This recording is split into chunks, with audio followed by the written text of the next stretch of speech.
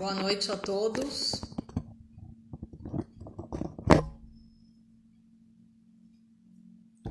Vamos iniciar mais uma live, falando um pouquinho sobre o Alentejo, esse destino incrível de Portugal. Boa noite, tudo bom? Bem-vindos a mais uma live.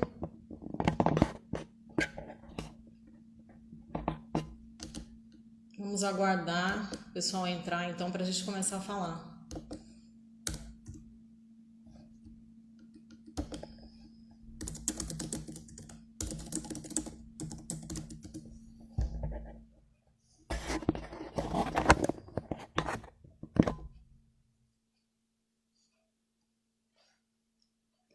Boa noite, gente. Bem-vindos a mais uma live. Para a gente começar a falar um pouquinho mais sobre viagens nesse momento que a gente está passando, aí desviar um pouco a atenção, falar de algum assunto mais agradável, né? Então, é uma forma da gente que trabalha, de nós profissionais, colaborarmos um pouco nesse momento para incentivar as futuras viagens e também resgatar memórias positivas das viagens feitas, e, enfim, de todos os destinos que a gente sonha em conhecer, por que não? Saber um pouco mais, né? Tô aguardando só o Alberto entrar, da Glamour, nosso parceiro lá em Portugal e em outros destinos da Europa, para a gente falar um pouquinho a respeito.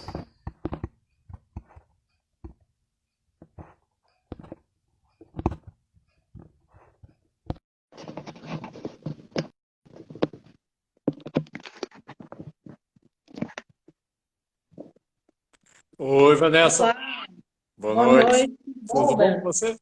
Tudo bem? Tudo bem? O pessoal tá entrando aí na nossa live. Isso. O meu som tá bom? A imagem também? Sim, tá um pouquinho tremido assim, mas acho que a conexão vai, né? Ah, é? Melhorando. É. E aí, como é que tá em Portugal? Tá, tudo bem, tudo bem. Estamos primavera, aqui já é noite agora. E tá entrando nos eixos, né? Depois aí de 3 meses e meio, quase 4 meses de confinamento, ou Nossa. confinamento, É. agora tá voltando normal. Então, eu queria te agradecer por participar da live conosco. E Imagina, eu estava um prazer.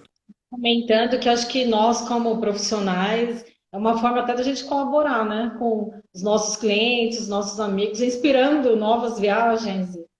Nesse momento, desviar um pouco a atenção, né, dessa fase que a gente está vivendo ainda. Eu até sugiro, tal como a gente fez aqui, que vocês no Brasil desliguem a televisão de vez em quando, porque este tipo de live, além de ser muito mais agradável e uma conversa alternativa, um tema muito mais empolgante, é, É, serve como motivação, né? Porque as pessoas hoje em dia, quando estão atravessando, como nós atravessamos aqui, um período de bastante incerteza, preocupação, todo mundo tem parentes e pessoas idosas, enfim, todo mundo tem trabalho, todo mundo tem medo de perder o emprego, enfim, todas essas questões paralelas agarradas, né?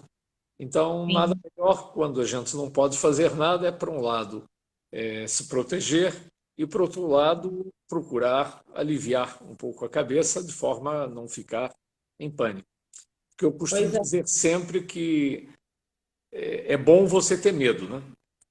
Medo é uma Uhum. coisa boa. A gente nasce, a natureza nos deu medo para a gente se defender, né? Quando a gente vai para o mato, quando vai, enfim, quando entra no mar, é bom a gente ter medo.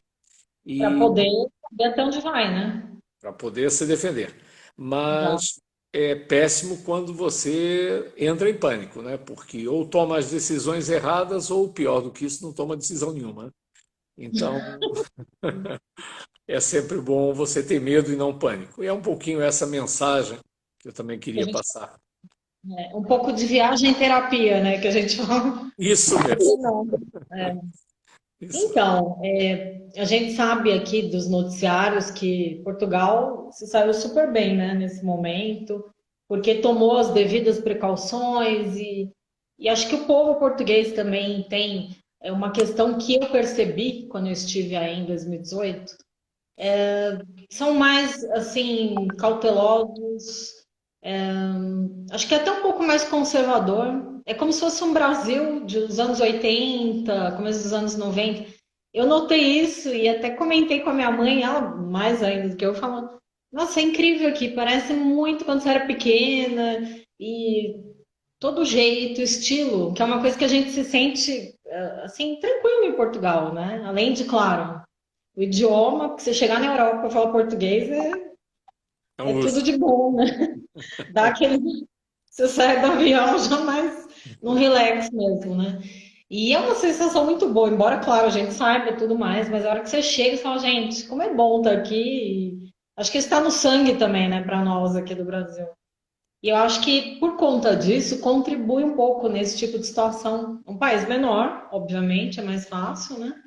E pelo perfil mesmo, né? Pelo menos assim, foi a minha primeira experiência em Portugal, embora, né, já vendi vários pacotes, mas realmente foi a primeira vez que a gente acaba que vende as viagens e viaja menos, né? Ou Normal. viaja a trabalho. Então, Normal. casa de ferreiro, né? Já viu. O ditado é antigo. Então, exato. Mas assim, a minha experiência foi ótima. Achei um país muito tranquilo da gente viver, conviver e visitar. E tive a oportunidade de ficar em Cascais, até comentei com você, e uma cidade belíssima, né?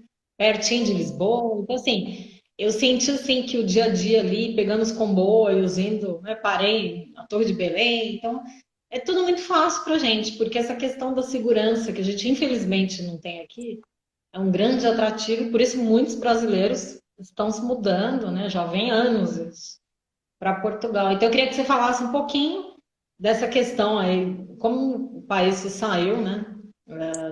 Diante desse problema da pandemia. E aí falar um pouquinho do país, da tua experiência, que eu sei que você já está há 6 anos, né, trabalhando com a Glamour, que é uma DMC, que trabalha com destinos assim bem expert, né, nesse setor. E Perdão. aí a gente vai lá para o Alentejo, vamos viajar para o Alentejo. Ora, Vamos. uma boa noite, então, para todo mundo que está nos escutando. É um prazer estar com a Vanessa e com os loucos por viagem. Eu também sou louco por viagem, então Muito está bom. tudo, tá Somos tudo em todos. casa. Tá tudo em casa. Como a Vanessa disse, o meu nome é Alberto Costa.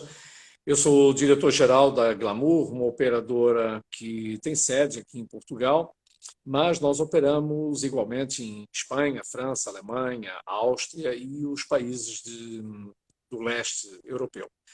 Então, estamos muito habituados a lidar com muitas agências de vários países, todos diferentes, culturas diferentes, viagens também e expectativas diferentes. É diferente você receber um grupo de Paris, como recebemos muitas vezes aqui, ou um grupo sul-americano, Uhum. porque as culturas são diferentes e a expectativa, aquilo que o cliente vem buscar aqui, o que valoriza, são também coisas diferentes, não é? Uhum.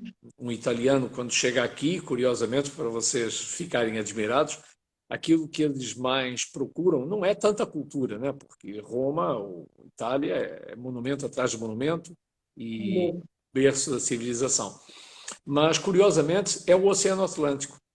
Se você visse a surpresa das pessoas, o que eles valorizam quando chegam no Oceano Atlântico, eles estão no início da Europa, né? Daqui para frente é o mar aberto. É. Então, é curioso a gente ver como é que, dependendo da sua origem, você valoriza coisas diferentes. Então, eu estava dizendo que eu também sou carioca, apesar desse sotaque, eu conheço perfeitamente o Brasil. Nasci no Rio de Janeiro, sei perfeitamente a situação que a gente atravessa no Brasil nesse momento, tanto do ponto de vista político, sanitário e também de segurança.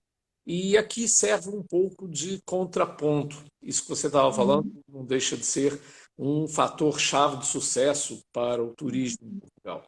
Não é só isso, é lógico, mas isso ajuda também porque Portugal ganhou mais uma vez, o título de terceira nação mais segura do planeta, perto Uhum. da Nova Zelândia e para a Islândia. Então, o que também não é muita vantagem, né? Mas é a terceira nação mais segura do mundo. Isso faz com que as pessoas se sintam seguras em Portugal de uma maneira geral. Não é só em Cascais. Mesmo que seja uma senhora sozinha andando à noite em Lisboa ou em qualquer outra cidade do país, pode andar tranquilamente como se estivesse no quintal da casa dela, porque ninguém vai se meter com essa pessoa, não vai Nossa. molestar, né? Então, isso é uma tranquilidade, a gente acaba se habituando aqui em Portugal a não pensar nisso, né? Então, Uhum. sobretudo quem vem de uma cidade grande, como é o caso do Rio de Janeiro, como é o meu caso, a pessoa até custa a se habituar a É, largar alguns hábitos, a não olhar por cima exatamente. do ombro e tal. Não Bom, se assusta com nada, vem, né? né? Então, isso é uma sensação boa de você. É normal nós percebermos isso quando as pessoas dizem à nossa guia ou ao motorista do nosso ônibus: será que eu posso deixar ficar a bolsa ou as compras no ônibus? Será que fica trancado? E a resposta óbvia do guia, Lógico. lógico que sim, né? A gente até brinca. Bom, Mas pra gente é um sonho isso, né? infelizmente. Bom, Incrível. mas falando um pouquinho agora também da pandemia que você estava falando e os bons frutos, dos frutos que a gente está colhendo aqui em Portugal, claro, a pandemia não desapareceu no planeta, né? Então, obviamente, também não desapareceu aqui.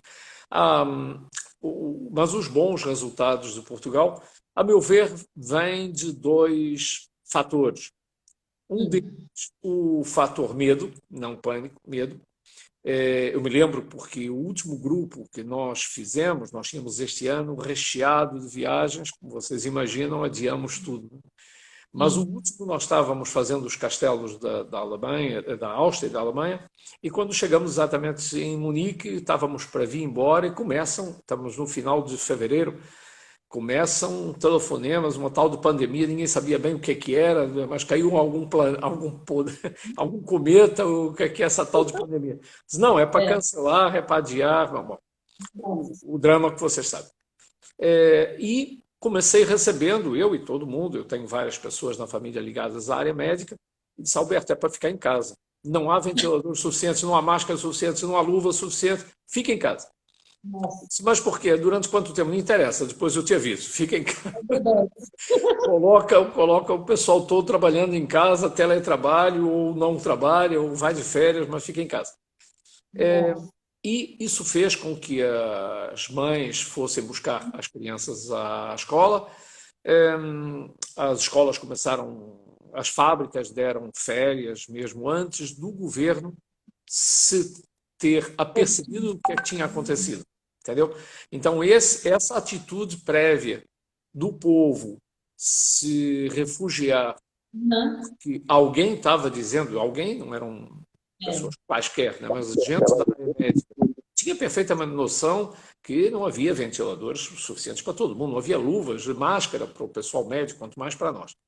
Então, até que comprassem, a lógica era essa. Então, esse foi, a meu ver, não sou especialista, como imagino no assunto, mas tenho, por mim, faço uma boa leitura do que acontece, e isso aconteceu. Ponto um. Ponto dois, o primeiro-ministro e o presidente da República se juntaram, se informaram com os conselhos dos sábios, né? Ou seja, com quem, gente da área, e quando se perceberam que a situação era realmente muito mais grave até do que aquilo que a gente estava pensando, chamaram os líderes da oposição, todos, e em unanimidade, quando saíram do Palácio Presidencial, todos eles deram declarações, da extrema esquerda à extrema direita, deram declarações cívicas no sentido de dizer nós vamos enterrar o machado de guerra e vamos salvar a economia, as pessoas, enfim, e o sistema de saúde que não está preparado para isso, vão fazer o que puder. E depois a gente volta às brigas do costume, né? Esse Deixa a briga de lado. político Nossa, que adora. sonho isso. Isso é um sonho para nós. Bom, Nossa, que diferença, né? isso fez com que, claro, houve muitas correções de atitudes. A gente viu a ministra da Saúde dizer uma coisa hoje e uma semana depois era para fazer exatamente o oposto, porque é Uhum. normal, normal. Quando você é confrontado com um problema novo, é normal que você ache que isso daria certo, afinal não deu. Depois houve um outro especialista dizer, cara, você está fazendo exatamente o oposto. E o cara corrige. Bom, e entre acertos e erros, acho que a situação está muito bem em Portugal. É, Você diz é um país pequeno, claro, nas dimensões do Brasil é um país pequeno, mas também o norte de Itália era uma região pequena, é, e deu no que deu. Porque depende um pouquinho dos políticos, depende, reparem, bastou Bérgamo não confinar, não tomar as mesmas medidas dentro de um Estado maior, Tá. que deu resultado, deu mau resultado que vocês viram. Então, Portugal, assim como a Alemanha, assim como a Áustria, são três países, como eu disse no início, que nós operamos, e esses países estão francamente bem neste momento. Os outros custaram um pouquinho, o pessoal aqui em Espanha também andou fazendo besteira, mais uma vez, porque os políticos se metem e deixam menos campo para os especialistas e pagaram um preço caro, mas também estão agora no caminho certo. E para vocês terem uma ideia, as fronteiras entre Portugal e Espanha vão ser reabertas e já combinaram hoje, estava dando no noticiário há pouquinho, que o rei de Espanha mais o presidente da República Portuguesa vão se encontrar para abrir formalmente as fronteiras e, no fundo, passar uma mensagem para os dois povos de que as coisas não estão resolvidas, mas estão no bom caminho, porque aquela tal, vocês já devem ter ouvido falar do tal R, né? É, Está abaixo de 1 e, portanto, sempre que uma pessoa contamina menos do que uma, sinal de que a curva está praticamente no fim. E É. nós temos locais muito natureza, nós vamos falar de um deles, é o Alentejo, Uhum. outros são os Açores, a Ilha da Madeira, enfim, Frio. locais que já estão completamente livres da pandemia. E Portugal vai passar agora por um período que já está esperado de aumento do número de casos ligeiramente quando abrirem as fronteiras, o que é normal, mas tudo perfeitamente controlado e o sistema que até aqui não estava preparado, o sistema público, que aqui já funciona muito bem, em Portugal, todos os outros países da Europa, mas não estava preparado para uma situação dessa. E agora está. Então a É. mensagem é: sim, vamos abrir as fronteiras, vamos ter um pequeno aumento de número de casos, mas se tiverem que precisar de ventilador, já estão, os médicos também, está tudo resolvido. Então, Uhum. essa é um pouquinho a mensagem, sobretudo para vocês que são clientes da Vanessa e que não vão viajar amanhã, nem este mês, eh, se estiverem pensando exatamente em fazer um dos roteiros connosco para o ano que vem, ou mesmo no final do ano, nós já temos reservas, para vocês terem uma ideia, para o Réveillon na Ilha da Madeira. E Verdade. Portugal, para vocês terem uma ideia, Portugal é neste momento, isso saiu anteontem, é neste momento a terceira nação com mais reservas de hotéis para este verão no mundo. Nossa, No mundo. parabéns, Então, realmente. e o verão vai começar dia 22 de junho. Então, estamos falando das reservas a partir do início do mês de julho, né?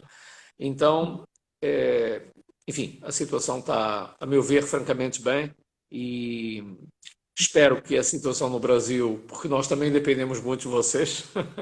Me fizeram uma pergunta agora. Você já está aberto para estrangeiros? Você falou da Espanha, não sei como estão os demais, os outros países. O que é que acontece? A União Europeia tem, como vocês sabem, é uma federação, não é uma federação, mas decide as coisas em bloco. E quando eu estou falando de fronteiras, que já estão abertas, algumas delas, como é o caso da Eslovénia com a Áustria com a Alemanha, enfim, estas fronteiras entre Portugal e Espanha vão se abrir agora, mas são fronteiras internas. A fronteira externa da União Europeia vai ser aberta destino a destino, país a país. Minha Como é situação. lógico, como é lógico, dependendo muito mais da situação de controle da pandemia no país de destino, nesse caso o Brasil, do que propriamente por alguma situação aqui. Então, como a situação no Brasil ainda está muito grave para já, é bem provável que a gente entre aí por julho, agosto, dentro ainda, sem possibilidades de viagens do Brasil para a Europa, de uma maneira geral, Portugal em particular. Agora, por aquilo que os modelos matemáticos aqui têm falado, e aí também que eu tenho acompanhado, ATS e outros, o grande problema do Brasil surge pelo fato de não terem achatado a tal da famosa curva. Né? Então, como infelizmente não achataram a curva, o pico que a gente está vendo é uma exponencial, o pico é muito grande, mas também vai cair muito rapidamente. Por quê? Porque É, quando você achata a curva, você prolonga no tempo. Foi o caso aqui. sim. Quando você não faz isso, Estados Unidos, Inglaterra e infelizmente Brasil, o pico vai lá em cima, mas também dura menos. Então é muito provável que esse pânico que as pessoas estão vendo nas televisões todos os dias, daqui a 2 meses, 3 meses, final de agosto, estejamos falando de uma situação completamente diferente. Qual é a Espero. única, qual é a única desvantagem? É que provavelmente milhares de pessoas que poderiam ter sido salvas da morte acabaram não sendo, porque os políticos É, não fizeram o trabalho deles. Mas enfim, por isso que é sempre bom alertar, né, da questão dos cuidados, evitar sair de casa. Então, cada um que tenha participado aqui possa ajudar dessa forma. E sabe o que eu queria te perguntar agora, voltando já para o destino que a gente, focando, na verdade, na região que a gente vai falar? Por que que o Alentejo, que vocês falam, Lenta. né? Alentejo. Por que que se diz que é uma região que é a mais autêntica de Portugal? Você sabe dizer para gente? Normalmente essa frase deve ter sido cunhada por algum alentejano, provavelmente. Porque, na verdade, Portugal é um país de camadas. É como se fosse um bolo de camadas. Históricas, culturais, gastronômicas, eh, civilizacionais, linguísticas. Então, na verdade, é um bolo de camadas. Esta região que nós vamos tratar hoje, que é o Alentejo, primeiro vou começar por explicar por que a palavra Alentejo. Porque Portugal tem um formato retangular, um retângulo na vertical. E Portugal começou sendo formado pelo primeiro rei de Portugal, que começou libertando esta região toda do norte para o sul da invasão muçulmana. Os muçulmanos chegaram à Península Ibérica em 711, ou seja, século VIII, e ficaram aqui 400 anos. Ou seja, em 1143 foi quando Dom Afonso Henriques, que foi o primeiro rei de Portugal, conseguiu expulsar os mouros, neste caso, os muçulmanos, de Portugal. Como vocês sabem, em Espanha eles ainda ficaram durante muitos mais anos. Né? Granada só caiu quando Cristóvão Colombo descobriu a América. E é por isso que ele está enterrado lá e é um dos percursos que a gente faz exatamente lá como homenagem. Né? Mas Portugal conseguiu se livrar. Bom, e devido a esse percurso do norte para o sul, muitas vezes os rios marcavam a fronteira entre o mundo cristão e o mundo muçulmano. Foi o caso do Rio Douro, no Porto, em que a margem norte já era cristã e a margem sul, exatamente do outro lado, ainda era muçulmana. Eles se olhavam todos os dias, se vigiam. Depois até Coimbra, no Rio Mondego, depois no Rio Tejo, e sempre que isso acontecia, o rei levava a capital para a fronteira. Né? Por isso Coimbra foi a segunda capital. Quando chegaram no Rio Tejo, ficaram ali durante muito tempo, porque a região é bastante difícil, porque é uma região já plana, é difícil de defender. Daí nós termos os castelos e as fortalezas dos templários, como é o caso de Tomar, Almorol, onde eram a sede da Ordem dos Templários, porque ele se fez juntar com várias ordens religiosas para conquistar o território e para ocupar. E o Alentejo passou a ser a região de Além-Tejo. Além. Uhum. Né? Então, quando tiveram forças, foram para ali abaixo e conquistaram. Depois o Algarve, que é a parte sul de Portugal, custou ainda mais, mas aí com a ajuda dos cruzados e tal, depois, isso são outras histórias, e depois nós até no dia a dia, sempre que se justifica e os passageiros gostem, a gente vai costurando essas partes históricas para justificar um pouquinho porque é que você tem no Alentejo, que é esta região que nós vamos falar, grandes extensões, imensas extensões, com muito pouca densidade de pessoas. E porque é que esses grandes territórios, chamados latifúndios, porque aqui no norte onde eu estou são minifúndios, ou seja, tem muita gente, os terrenos são pequenos e há muitos proprietários. No Alentejo, há extensões gigantescas de terrenos e de poucos proprietários, às vezes de um proprietário só. Isso tem exatamente a ver com essa estratégia ainda de reconquista cristã. Ou seja, o rei o que fazia era, quando conseguia expulsar o inimigo, doava grandes extensões de terra a poucas pessoas. Ou seja, aos nobres da corte dele e a essas ordens religiosas, que ele convidava do centro da Europa para ocupar o terreno. Então isso foi se mantendo até hoje, também por causa da lei do morgadio. A lei do morgadio, vocês sabem o que é o morgado. O morgado era o filho, o varão, do homem mais velho. Ele herdava tudo. Os irmãos e as irmãs não herdavam nada. Isso era feito para não dividir o patrimônio da família. E esse patrimônio só tendia a aumentar, porque cada vez que esse rapaz casava, o sogro tinha que dar um dote para ele casar com a filha. Então, ele juntava a fortuna da família mais o dote que vinha junto com a... E isso era discutido. Né? A noiva mesmo, o que importava era o negócio. Era o contrato. Então, esses terrenos são exatamente assim. Nós estamos falando de uma região que é um terço do território de Portugal. Um terço. É enorme. Enorme. Enorme. E, como enorme que é, como vocês imaginam, é uma região muito diversificada. É uma região onde nós temos de tudo, desde praia até quase deserto. Nós temos cidades lindíssimas junto da praia, cidades lindíssimas em cima de morros, de montanhas. É uma região também muito plana, é uma região de planícies, né?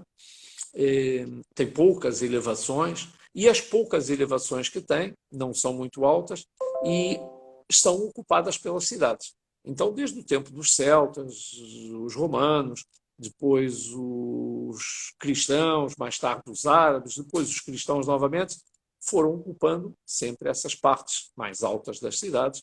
E por isso você vê hoje um patrimônio histórico lindíssimo, riquíssimo, porque você tem autênticas joias no Alentejo, e do ponto de vista histórico você começa no tempo do megalítico até aos romanos, passa pelos romanos até os dias de hoje, né?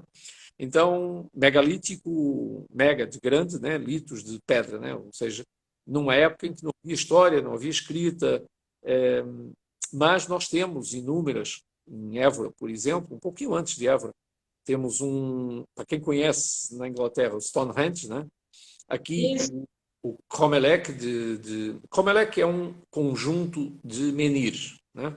Menires são pedras muito altas, em formato fálico, que estão enterradas na terra. E enterradas por dois motivos. O primeiro, porque os povos naquela época acreditavam que era preciso fecundar a terra. Então, daí o formato fálico da terra, das pedras. E esses menires são aquilo que o Obelix carrega nas costas, né? Aquela pedra gigantesca. E a disposição dessas pedras não era caótica. Eles realmente acreditavam que era preciso fecundar a terra, mas a disposição não havia escrita, como eu disse. Então, eles precisavam transmitir às novas gerações quando é que era a melhor época para colocar as sementes no chão, quando é que viriam as chuvas, quando era a época de começar colhendo, enfim, quando era a época de tosquiar as ovelhas, de fazer o cruzamento das vacas, enfim. E tudo isso era disposto em pedras, porque não havia outra forma. Hoje em dia nós transmitimos por escrito, na época eles tinham que fazer símbolos, porque esses conhecimentos eram transmitidos de milênio em milênio, né?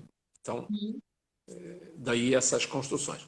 Depois existem umas outras, chamadas antas, que eram monumentos funerários, né? E antas. Antas, na verdade, eram... antas hoje é o nome de um animal, mas nós temos até aqui no Porto um local, e o estádio de futebol, era o estádio de futebol das Antas, tal era a quantidade de monumentos desses funerários que havia. Então são pedras verticais, menores e mais finas do que esses menires, e depois levavam uma tampa, também de pedra gigantesca. E enterravam ali as pessoas politicamente mais importantes e com os seus pertences. E depois eles cobriam com terra. E por isso é que também tem o nome de mamoa. Mamoa ou anta é a mesma coisa. Porque eles cobriam, faziam uma espécie de uma colinazinha, cobrindo isso. Claro, ao longo dos milénios a chuva foi tirando a terra e a gente só vê as pedras, né? Mas, na verdade, eles faziam essas mamoas e o nome vem porque aquilo tinha um formato de uma mama, né? Tinha um seio. E, portanto, temos ali uma quantidade... Perto de Évora, né? Évora. Um pouquinho antes de Évora. É bem na entrada de Évora, do lado direito. E Évora é a cidade do Alentejo. É uma das principais cidades. E isso por quê? Porque muitos anos depois dos menires, né, ou desse Cromeleco, dessas antas, muitos anos depois, chegaram os romanos. Os romanos chegaram à Península Ibérica em 123, no ano 123 a.C. E conquistaram muito facilmente esta região, porque eles vinham bem armados, tinham escudos, enfim. E os povos que estavam aqui até guerreavam entre eles. Então, aliás, não era só aqui na França, naquilo que foi mais tarde a França e tal, também aconteceu exatamente o mesmo. Bom, e portanto, o que é que eles faziam, os romanos? Redividiam o território. Faziam o que no Brasil se chama um Estado. E fundavam uma cidade que era a capital do Estado. Neste caso, aqui no norte, eles fundaram a Galécia e a capital era Braga. No sul, eles fundaram a Lusitânia, que era uma região que pega ali desde o Alentejo até Sevilha, ou seja, pega o sul de Portugal, o centro e sul de Portugal e o centro e sul de Espanha, e fundaram uma cidade que está muito perto de Évora, chamada Mérida. Agora está até perto da fronteira, mas neste momento é espanhola, né? E Évora passou a ser uma cidade muito importante porque os romanos fundaram Évora como Évora Cerealis. Eles tinham uma deusa, o panteão romano era bastante grande, tinha um deus também para cada coisa. E uma delas era a deusa Ceres, que era a deusa da agricultura, dos cereais. E aquela região, ainda hoje, é uma região que se cultiva muitos cereais e fundaram essa região, essa cidade chamada Évora Cerealis. Há muitos resquícios romanos, inclusive as termas romanas em Évora ainda estão ativas ou foram reativadas. Agora você pode visitar no centro de Évora e tomar banho e tudo mais, são modernizadas, muito interessantes. E nós contamos um pouquinho essa história toda, porque esse patrimônio arquitetônico que foi deixado por inúmeras gerações, né, deu origem a templos. Por exemplo, no centro, já que estamos falando de Évora, temos um templo romano, com as colunas, e que chegou até hoje, até nós, curiosamente, por ter sido um altar no tempo dos romanos, em que eles sacrificavam os animais, e era costume nessa época eles, depois de sacrificarem os animais e aspergirem o sangue aos deuses, eles distribuíam essa carne pelas pessoas da cidade. E, portanto, isso foi, quando o Império Romano caiu, esse hábito continuou de se matar gado ali e as pessoas irem buscar. E isso passou a ser aquilo que nós chamamos hoje de um açougue. As pessoas iam comprar carne, já tinham perdido a memória do que é que tinha dado origem a isso, e continuaram. Então, depois, como aquelas colunas romanas, jônicas, estavam abertas, porque aquilo era um templo, mais tarde eles resolveram emparedar esse templo e fazer realmente um açougue. O curioso foi exatamente por sacrilégio que isso representasse para os romanos, isso foi o que salvou esse monumento para agora, no século XVII ou XVIII, os arqueólogos terem descoberto o que é que estava por dentro das paredes. Tiraram, então, o emboço e descobriram um monumento que vocês podem visitar, à deusa Ceres, nesse caso. Né? Bom, portanto, eu estava dizendo que o patrimônio desta região do Alentejo é muito grande, tanto nesses Comeleques, nos monumentos gregos, mas também nos castelos medievais, nos mosteiros, muitos inclusive são hotéis. Nós hospedamos muitas vezes os clientes. Nós fazemos na Glamour um tipo de turismo diferente. É um turismo de experiência, um turismo para você degustar. E degustar não é só comida nem os vinhos. É para degustar o ambiente, a paisagem, a viagem. Entendeu? É o sal e a pimenta da viagem, né? Porque Que eu gosto de trabalhar exatamente, desculpa te interromper, mas a forma que eu gosto de trabalhar é exatamente essa: personalizar o roteiro para atender o que o cliente quer claro, e ainda surpreendê-lo, né? Porque isso que você me passou, eu não tinha ideia do que tinha, realmente. Tem e a muito. gente, inclusive, vai fazendo algumas coisas que você, Vanessa, quando nos pedir o roteiro, nós vamos colocar e você vai ficar sabendo, mas vai haver outras, e você vai passar para os seus clientes, mas depois vai haver coisas que só eu e você sabemos, porque vão ser surpresas que nós vamos colocar no dia a dia, realmente para surpreender o cliente pela positiva, né? Porque aquilo que a gente tem aqui na Glamour como mote, né, como lema, é que nós não vendemos viagens. Pode parecer anticomercial, mas a gente não vende viagens. Nós vendemos memórias. Sem dúvida.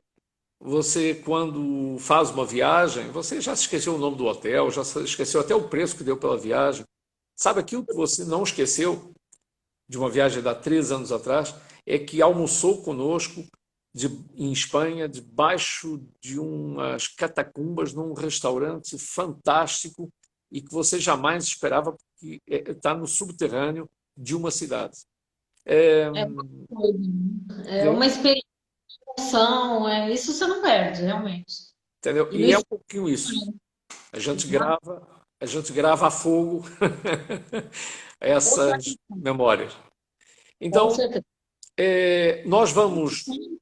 A gente tem que puxar também a sardinha para o nosso lado, né? Porque o cliente busca a viagem, mas assim, a riqueza dos detalhes, se você não contrata uma assessoria, um guia, não adianta, você desperdiçou tempo, dinheiro e não conheceu, porque em pouco tempo você me passou tanta informação que realmente a gente não encontra, entendeu?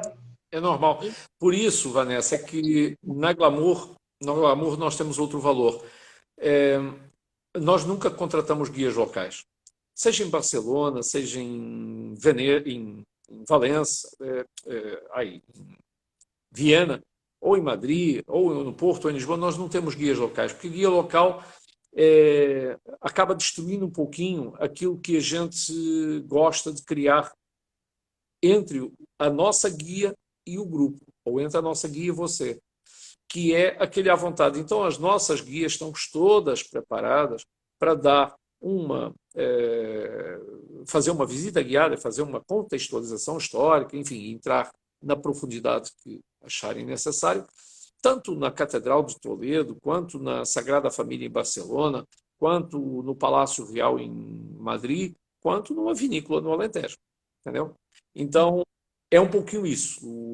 Vocês só vão sempre falar com uma pessoa que estará na porta do aeroporto, esperando Mesma vocês, pessoa que vai sempre a te mesma pessoa. Entendeu? É um Então, trabalho muito bacana mesmo. tanto Muito, porque a faz gente que conhece, seja já tem todo um. e tanto faz que seja um small group de 4 pessoas, quanto um grupo enorme, como nós já tivemos. O maior grupo que nós tivemos, para você ter uma ideia, eram 203 pessoas de 5 idiomas diferentes. Eram ex-bancários, mas por quê? Porque nós nunca misturamos clientes de agências diferentes e de proveniências diferentes. O grupo, mesmo que seja um grupo de 203 pessoas, é porque ele foi formado por uma única agência. Então eram Entendi. 5 ônibus, 5 guias, 5 idiomas, mas seguindo esse roteiro, e é só para vocês. E se forem 4 pessoas, a mesma coisa. Vai Mesma uma, proposta para todos. entendeu? Já ocorreu, inclusive, de nós fazermos o mesmo roteiro para 2 agências diferentes, 2 guias diferentes, o mesmo percurso, mas vão 2 guias, 2 ônibus, fazendo exatamente a mesma coisa para clientes de agências diferentes, porque é essa personalização que a gente não abre mão. Mas vamos falar um Entendi. pouquinho também daquilo que vocês vão encontrar no Alentejo. Vão encontrar aquedutos, alguns deles gigantescos, uns romanos, outros já da Idade Média. Vão encontrar catedrais, Sé, a de Évora, por exemplo, é uma delas. Vão encontrar judiarias, que eram os locais onde os judeus se juntavam, né, e viviam e trabalhavam. A maior parte delas, inclusive, está perto da fronteira espanhola, porque quando eles foram expulsos de Espanha, eles achavam que isso era por pouco tempo e não quiseram se afastar muito da fronteira espanhola para poderem voltar. Depois isso acabou não acontecendo, mas enfim, hoje em dia muitas dessas judiarias estão exatamente perto da fronteira e nós visitamos. Nós temos cidades no Alentejo, como eu disse, começa junto da costa, a chamada Costa Vicentina, e chamam Costa Vicentina, que vem desde o Algarve até Lisboa, por causa de uma lenda de São Vicente. Portugal é o país das lendas, dos mitos, das histórias. É muito interessante porque a gente vai costurando isso ao longo dos dias e você senta para almoçar e a nossa guia diz: você sabe o que é que você está comendo? O prato é alheira. Sim, mas entendeu por quê? Não, não faço a menor ideia, mas está gostoso. Isso é um prato dos cristãos novos, ou seja, dos judeus que não se quiseram ausentar, não quiseram sair do país, tiveram que se converter. No Alentejo, por exemplo, nós temos muita comida com influência árabe. Os árabes cozinham muito com ervas aromáticas, com hortelã no meio do arroz, com coentros, com amêndoas no meio do arroz. E isso é uma influência que ficou, mais uma, das heranças árabes. Né? E nós vamos misturando um pouquinho disso, tanto no restaurante, quanto na paisagem, nas referências que vamos vendo. Né? Estou aqui controlando o tempo, temos mais 15 minutos. Sim, estão falando aqui da ginja. Ginja, deliciosa ginja aromática, tem? A ginja é um licor de cereja. Ou seja, não é bem típico ali do Alentejo, porque no Alentejo não existem cerejeiras, ou há muito poucas. É mais uma fruta que precisa de calor, de frio.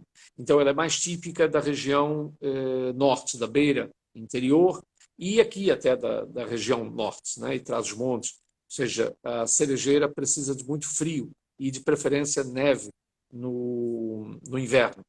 E é com a cereja que você faz exatamente a ginginha, né? Que o Gustavo, é isso? Tá dizendo, exato.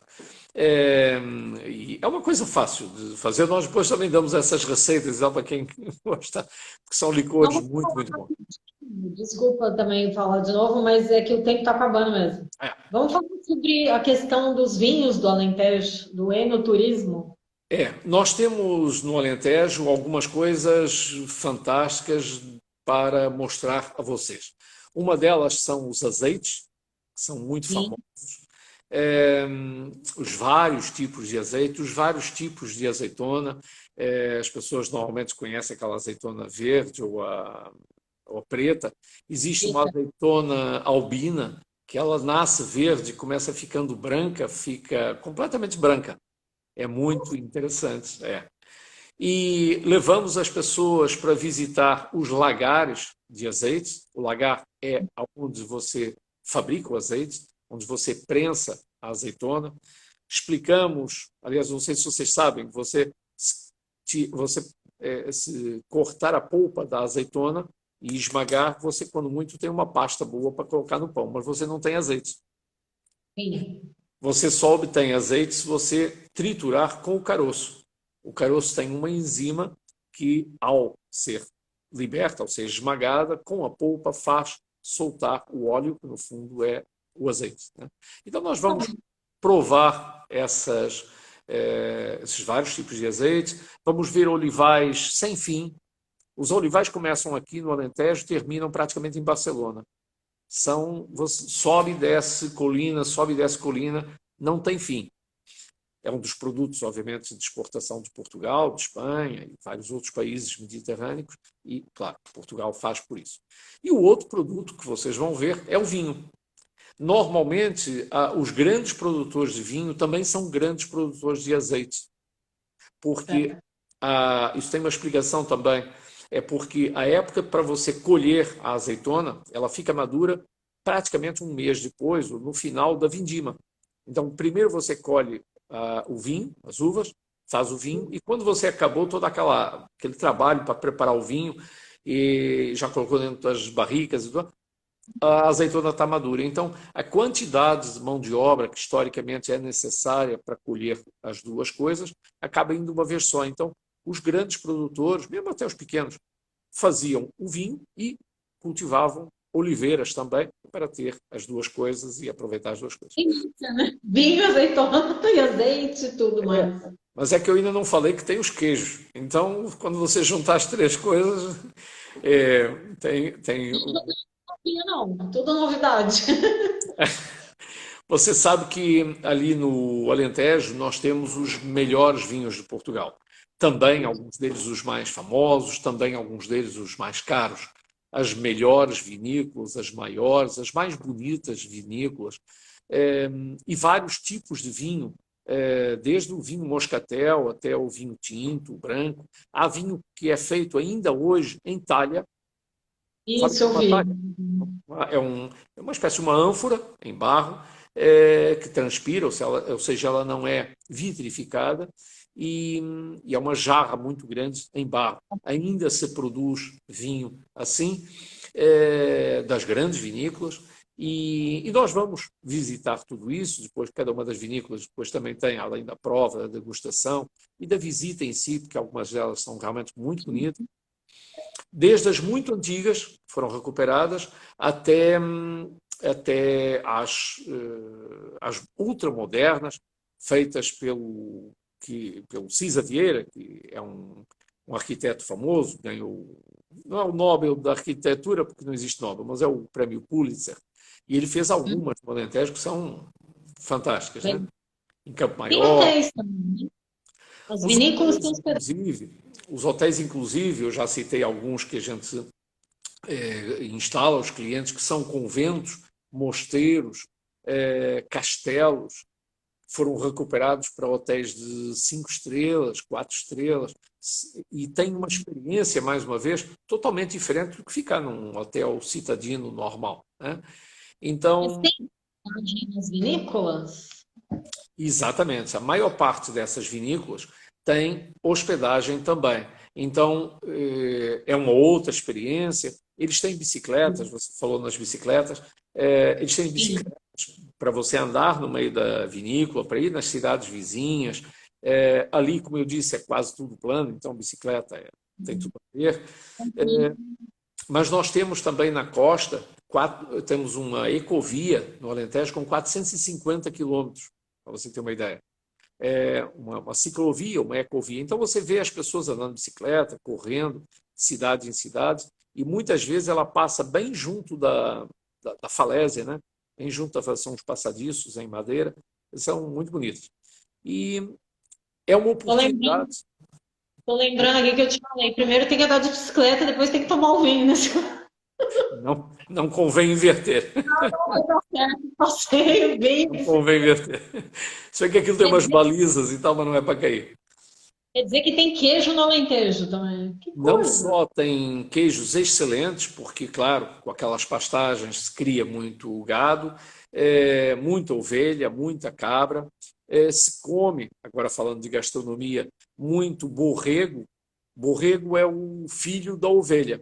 Você tem o carneiro, a ovelha, e o bebê é o ainho. Ainho ou cordeiro ou borrego é a mesma coisa, depende daqui da região, utilizam mais uma palavra ou outra. Mas a carne é muito diferente porque o borrego só mamou, ele nunca comeu erva, entendeu? Então ele é sacrificado assim, é tal como o leitão, né? Leitão de leite. Então, a gastronomia do Alentejo envolve é, sopa de cação, cação é um peixe, com muitas E ervas vi, não aromáticas. vi que sopa de calção. Vi ontem isso. Não, mas é espetacular, espetacular, é muito boa. Ela é muito condimentada. Eles têm sopas frias, tal como na Andaluzia, em Espanha, tem os gazpachos, em Portugal também tem. Tem a famosa sopa da pedra, é uma lenda, né?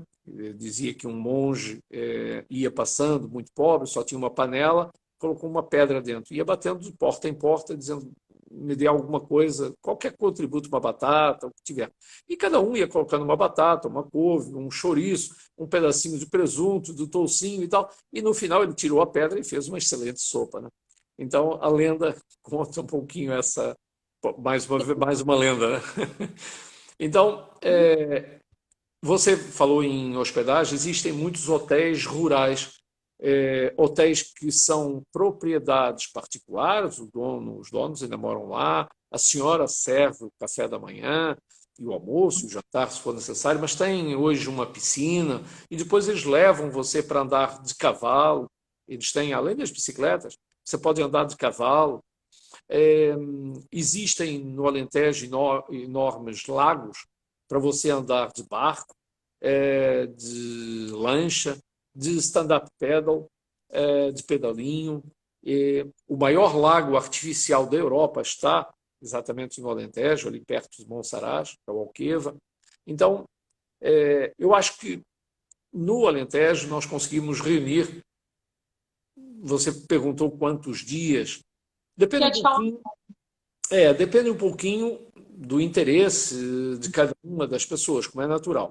Como eu disse, é um terço do país, né?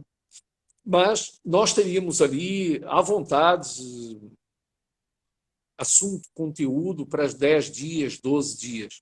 Quando as pessoas têm pouco tempo, né, eu acho que 4 dias, 5 dias dá para mostrar algumas dessas coisas, pelo menos o pontual, né, e pernoitamos lá, né, porque tudo isso faz uma diferença enorme.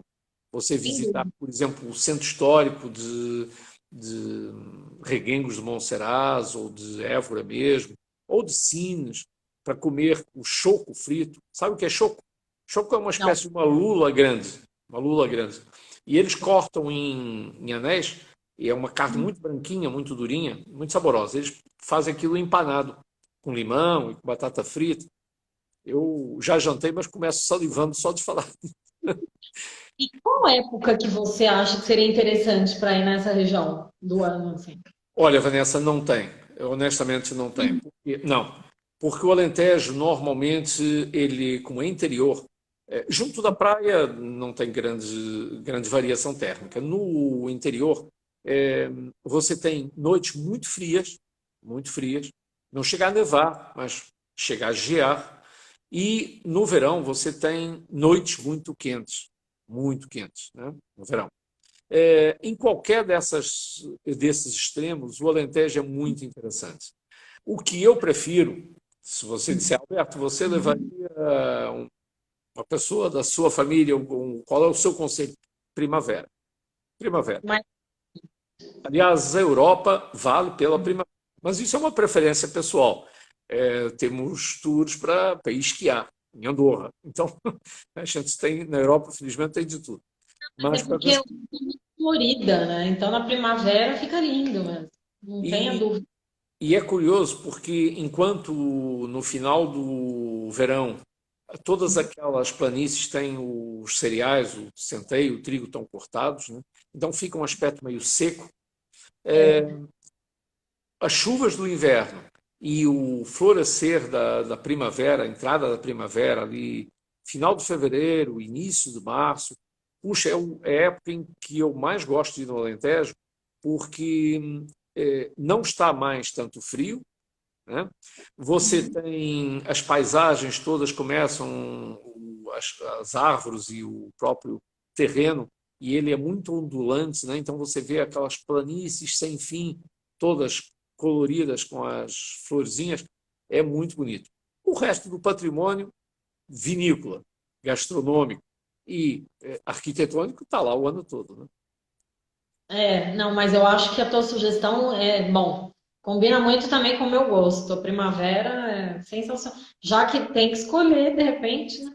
Mas eu tenho vários clientes que buscam enoturismo e que buscam um lugar assim para descansar. E acho que depois de todo esse pandemônio que a gente está vivendo, nada melhor do que ir para um local assim. De repente, conciliar uma semana e aí umas 3 noites em Lisboa, por que não, né? Acho que dá para a facilidade do país Você menor. sabe, você sabe uma coisa que a gente faz muitas vezes nos roteiros?